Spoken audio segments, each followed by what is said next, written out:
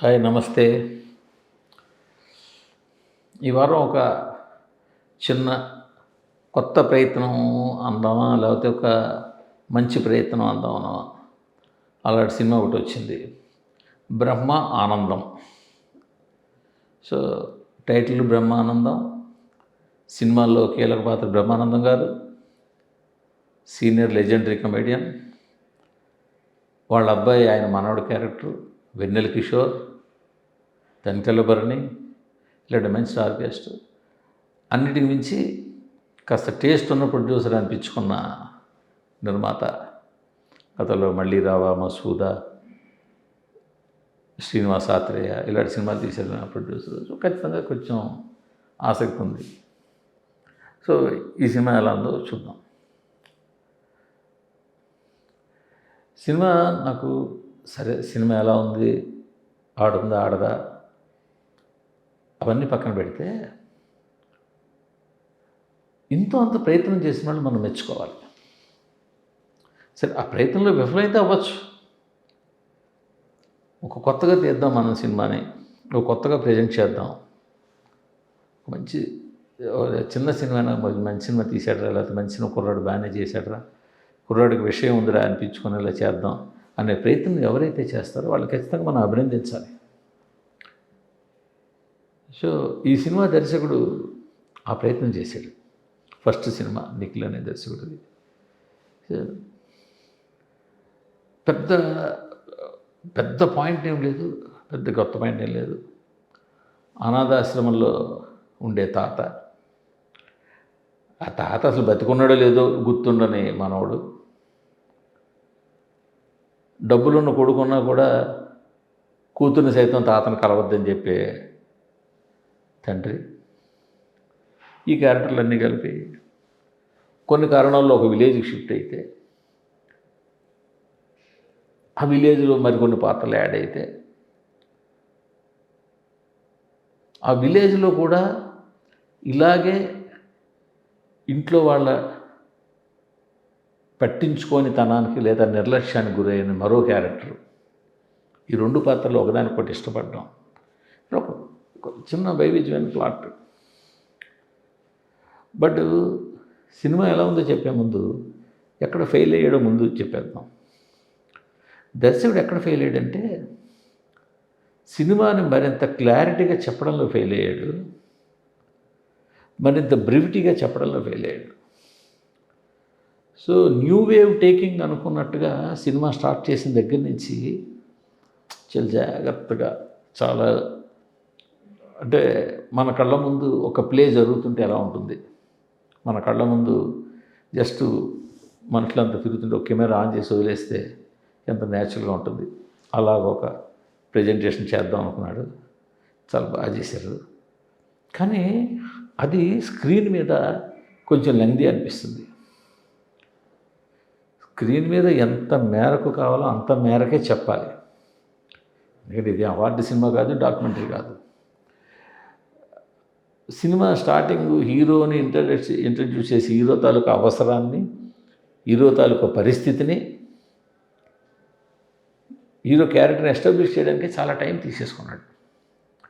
So ఆ time తీసుకున్న దగ్గర వెన్నెల కిషోర్ యూజ్ చేసుకుని హీరో తాలూకా స్వార్థాన్ని, లేకపోతే బతకనేసిన తనాన్ని యూజ్ చేసి కొంచెం ఫన్ చేద్దాం అనుకున్నది చేశాడు. బట్ ఇక్కడ బేసిక్గా మెయిన్ పాత్రలు బ్రహ్మానందం క్యారెక్టర్, అలాగే ఇంకో ఓల్డ్ లేడీ. ఈ రెండు క్యారెక్టర్లు కూడా కీలకంగా పెయిన్ ఎస్టాబ్లిష్ అవ్వాలి. ఒక అనాథ ఓల్డేజ్ హోమ్లో ఉండే పెద్ద ఆయన బ్రహ్మానందం గారు, ఆయన హ్యాపీగా ఉంటాడు అక్కడ. ఆయన ఏమి ఇబ్బందులు ఏం పడ్డు, ఆయన ఏమి ఒంటరితనాన్ని ఫీల్ అయిపోతున్న పెద్ద ఎస్టాబ్లిష్ చేసే సీన్లు ఏముండవు, ఆయన మామూలుగానే ఉంటాడు. అరే నా కొడుకు డబ్బున్నవాడే కానీ నన్ను ఇక్కడ వదిలేసాడని పెయిన్ ఏమి అతను ఫీల్ అయినా అక్కడ చూపించడు. మనవలు ఏం పట్టించుకోవట్లేదని అతనేం పట్టించుకోడు. సో అలాగే రాజీవ్ కనకాల సర్పంచ్, 80 ఎకరాల ఆసామి, అతని తల్లి, ఇంట్లో 10 మంది జనాలు ఉంటారు, గలగల రోజుల్లో మాట్లాడే రాజీవ్ కనకాల, వీళ్ళందరూ నన్ను వదిలేసారే, ఇంట్లో నన్ను ఎవరు పట్టించుకోవట్లేదనే పెయిన్ ఎక్కడా కూడా ఆ తల్లి క్యారెక్టర్లో కనపడదు. ఇప్పుడు ఏ పెయిను లేని 2 క్యారెక్టర్లు కనెక్ట్ అయినప్పుడు అది ప్రేక్షకుడికి టచ్ అవ్వదు. సో కొద్దిగానైనా ఇంట్లో అందరూ ఉండి కూడా ఒంటరి అనే ఫీలింగ్ ఆవిడలో ఎలా కలిగిందంటే కొంచెమైనా ఇంత డీటెయిలింగ్ చేసిన వాడు అక్కడ డీటెయిలింగ్ చేయలే. అంటే అవసరమైన చోట డీటెయిలింగ్ చేయలే, అవసరం లేని చోట డీటెయిలింగ్ చేశాడు. సో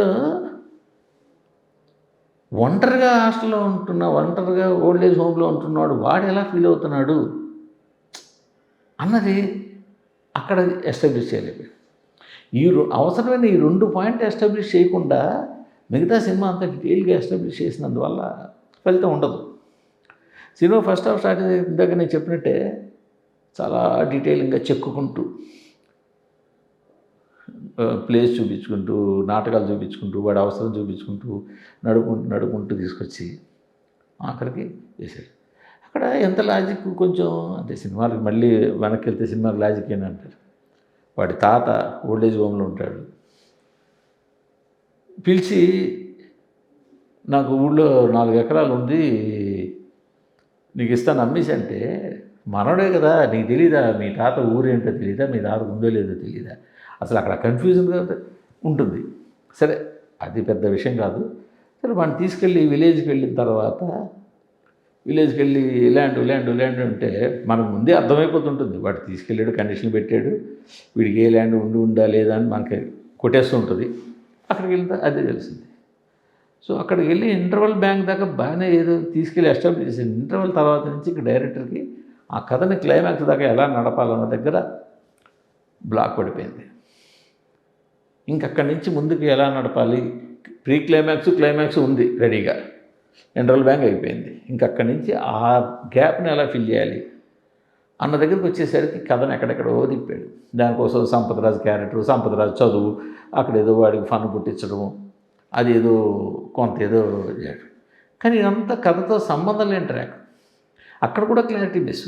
అసలు సంపదరాజు అనేవాడు ఇంట్లో ఉండకుండా బయట ఎందుకు ఉంటాడు, సంపదరాజు వాడు క్యారెక్టర్లు మంచి క్యారెక్టర్ల మధ్యలో అపార్థాలు వచ్చాయంటే ఎందుకు వచ్చాయి చూపించాలి.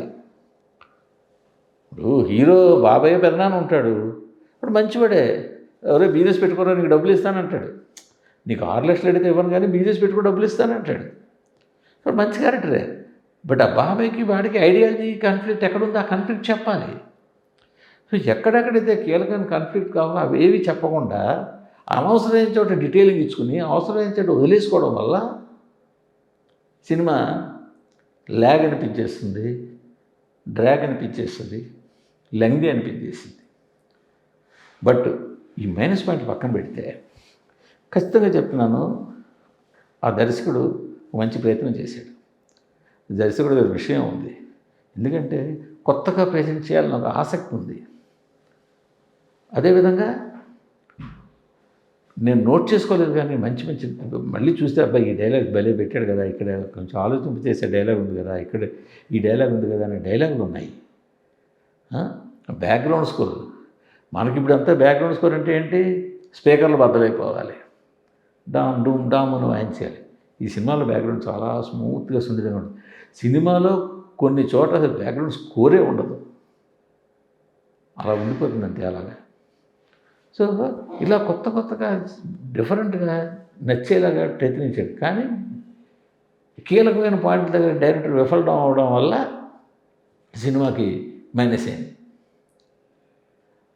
ఆ ప్రధాన పాత్రల తాలూకా సమస్యల్ని పర్ఫెక్ట్గా ఎస్టాబ్లిష్ చేసి ఉన్న సెకండ్ హాఫ్ స్టార్ట్ అయిన దగ్గర నుంచి ప్రీ క్లైమాక్స్ వరకు మధ్యలో కేవలం ఈ పాత్రలకు సంబంధించి బలమైన సన్నివేశాలు రాసుకుని ఉన్నా అప్పుడు ఖచ్చితంగా ఈ పాయింట్ ఇప్పుడు అందులో ఇది బర్నింగ్ టాపిక్ ఈ సినిమాలో చూపించింది. ఎవరు, ప్రతి ఇంట్లోనూ ఓల్డ్ పీపుల్ ఉన్నారు. వాళ్ళు ఒక ఇంట్లో ఒక తాత అమ్మమ్మ నానమ్మ ఉన్నంటే మిగతా వాళ్ళంతా వాళ్ళ ఉద్యోగాలు వాళ్ళు వెళ్ళిపోతే వీళ్ళిద్దరూ ఒంటరి జీవితాలు గడపడం, అందులో ఇద్దరు ఉంటే పర్వాలేదు, ఒకళ్ళు ఉంటే చాలా ఒంటరి జీవితం గడపడం ఉంటుంది. ఇది సొసైటీలో బర్నింగ్ టాపికే. ఈ బర్నింగ్ టాపిక్ టచ్ చేసినప్పుడు వాళ్ళ కొద్దిగా పెయిన్ని ఎస్టాబ్లిష్ చేసి ఉంటుంటే జనాలు కనెక్ట్ అయ్యి ఉండేవాళ్ళు. ఎందుకంటే జనం ఎప్పుడు కనెక్ట్ అవుతారు ఆ పాత్రతో? ఆ పాత్ర తాలూకా సంతోషాన్ని పంచుకోవాలి, ఆ పాత్ర యొక్క బాధని పంచుకోవాలి. ఈ రెండింటినీ ప్రేక్షకుడు అనుభవించేలా చేయడంలోనే డైరెక్టర్ తాలూకు గొప్పతనం ఉంది. సో అది చేయలేకపోయాడు. బట్ అది పక్కన పెడితే క్రాఫ్ట్ విధంగా మంచి మాటలు అక్కడక్కడ పడ్డాయి, బ్యాక్గ్రౌండ్ స్కోర్ ప్రశాంతంగా ఉంది, ఫోటోగ్రఫీ బాగుంది, లొకేషన్స్ బాగున్నాయి, ప్లస్ యాక్టింగ్. బ్రహ్మానందం గారు అబ్బాయి గౌతము చాలామంది గౌతమ్ యాక్ట్ చేసి చాలా రోజులు అయిపోయింది. బట్ ఎట్లా చేస్తాడు అనుకుంటే చాలా బాగా చేశాడు.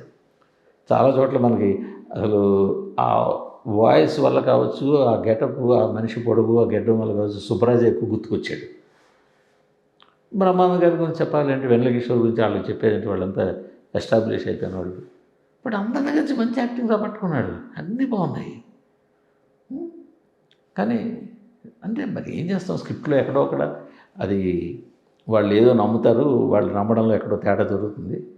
అలా తేడా జరగడం వల్ల ఈ సినిమా ఆశించిన రేంజ్కి వెళ్ళకపోయింది. బట్ ఎంత ఆశించిన రేంజ్కి వెళ్ళకపోయినా ఖచ్చితంగా రేపు ఓటీటీలో రిలీజ్ అయితే మాత్రం ఈ సినిమాని జనాలు ఇంతో అంతో మెచ్చుకుంటారు. ఎందుకంటే ఓటీటీలో నిడివి పెద్ద ప్రాబ్లం పెట్టదు వాళ్ళకి, ఎందుకంటే స్కిప్పింగ్ ఆప్షన్ ఉంటుంది కాబట్టి కొంచెం స్కిప్ చేసుకుంటూ వెళ్ళిపోతారు కాబట్టి, సో వాళ్ళకి కావాల్సింది చూసుకుంటారు కాబట్టి కొంతవరకు అక్కడ ఎస్టాబ్లిష్ అవ్వడానికి సినిమాకి కొంచెం బాగుందిరా సినిమా అనడానికి అవకాశం. ప్లస్ థియేటర్ రానికి వచ్చేసరికి ఏమవుతుందంటే